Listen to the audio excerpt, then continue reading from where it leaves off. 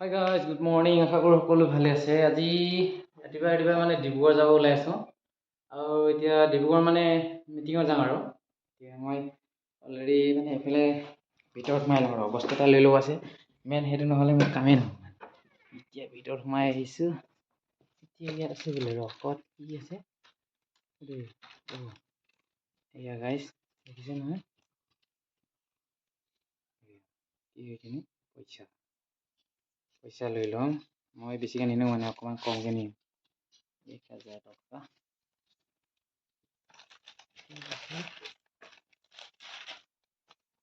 লৈ লওঁ।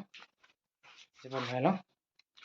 তাৰপিছত গাইজ পানীত পুৰা ঢালি থৈছোঁ মানে ঢালাই কৰিবলৈ কাৰণে। এতিয়া আমি যাওঁ।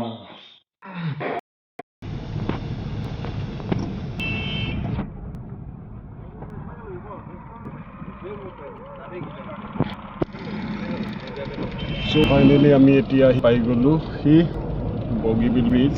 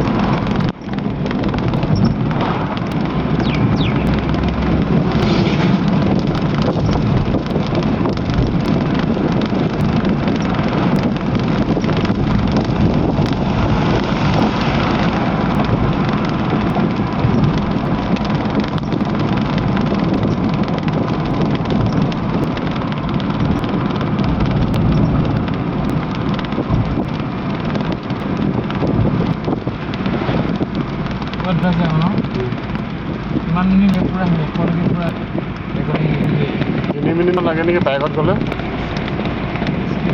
নালাগে এতিয়া লাগিছে। আমি ৰাতি গৈছিলোঁ নহয়।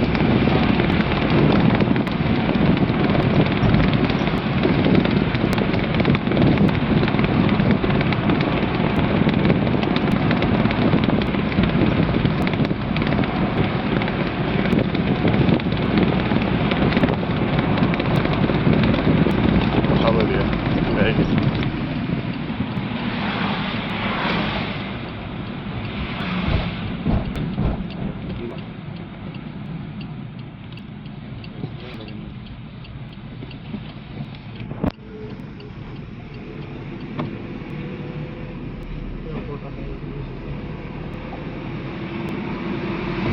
দিয়া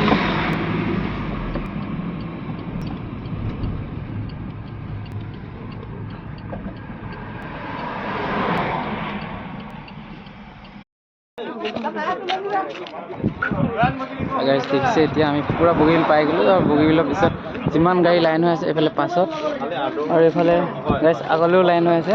আমি গৈ আছোঁ আৰু মিটিঙত পাই আপোনালোকক লগ পাই আছোঁ। এতিয়া মানে ফটোখন মাৰিব নেকি চাই লওঁ হ'ব দেই।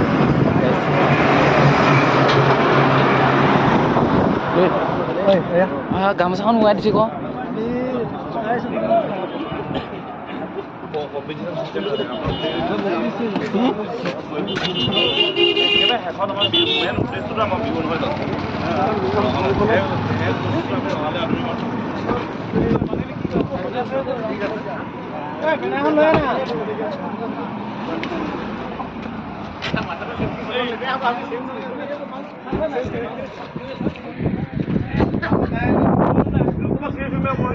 গাইজ দেখিছে পুৰা বগীবিল আহিলোঁ আৰু বগীবিলত আমি ৰৈ আছোঁ এতিয়া।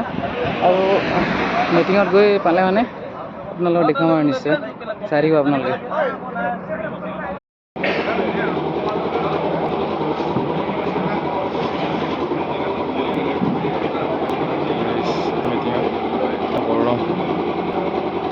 কি হ'ব লাগে ন?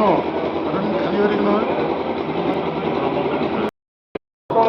সভাপতি মাননীয় কুলস্বামী লহৰী তেখেতে এটা সভাপতি আছিল আৰু সেই সভাপতি আপুনি ছাত্ৰ যথেষ্টভাৱে তেখেতসকলে আগবঢ়াই দিছিল আৰু তেখেতে ১৯ ছাত্ৰসভাৰ নেতৃত্ব লৈও নিজৰ কৰ্তব্য সেই কৰ্তব্যৰ আগত ৰাখি তেখেতে ভাৰতীয় প্ৰশাসনিক সেৱাৰ অৱতীৰ্ণ হৈ তেখেত সফলতা লাভ কৰিছিল।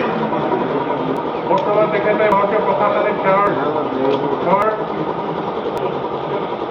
যোগদান কৰি বৰ্তমান তেখেত অৱসৰ গ্ৰহণ কৰিছে। ইয়াৰ উপৰিও আজি আমাৰ মাজত উপস্থিত আছে প্ৰাক্তন সভাপতি ভুৱন বৰা ডাঙৰীয়া। তেখেতো এজন প্ৰথম অৱস্থাত তেখেতে এজন উকিল আছিল, তাৰপিছত তেখেতে জুডিচিয়েল মেজিষ্ট্ৰেট হৈছিল। আমাৰ সমাজত আমাৰ সমাজৰ সমাজত জুডিচিয়েল মেজিষ্ট্ৰেট তেখেতে প্ৰথম আছিল আৰু এতিয়ালৈকে তেখেতৰ নামটো এটা দ্বিতীয় জুডিচিয়েল মেজিষ্ট্ৰেট আজিলৈকে ওলোৱা নাই।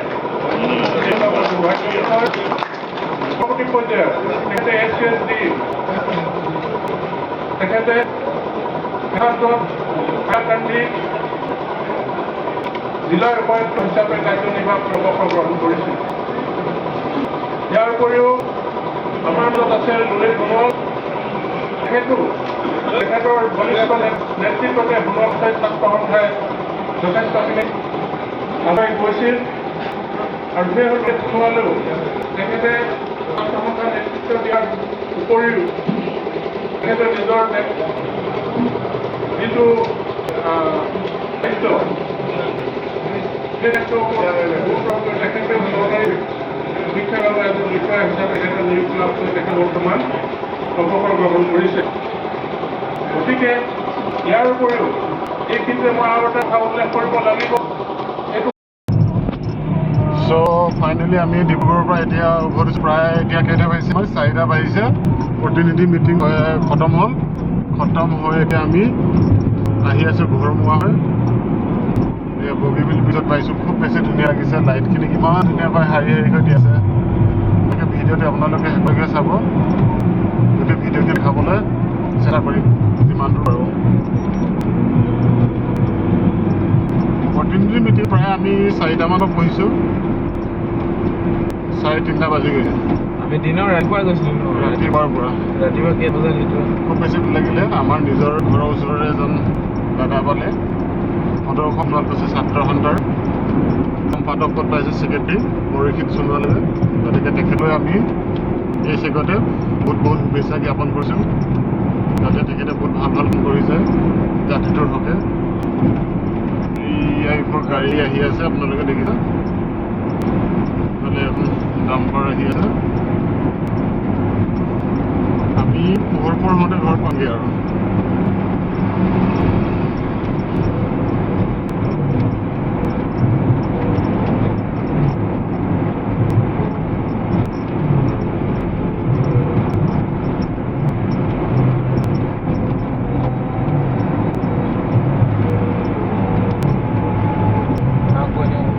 যিখিনি সহযোগী আছিলে এতিয়ালৈকে বহুত ধন্যবাদ থাকিলে।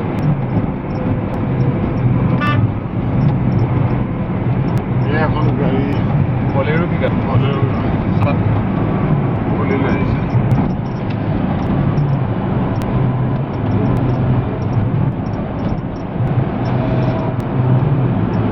এইবিলাক লাইটবিলাক বেয়া হ'ল নেকি? এইকেইটা বেয়া হ'ল পায়। এইকেইটা নাই জ্বলা।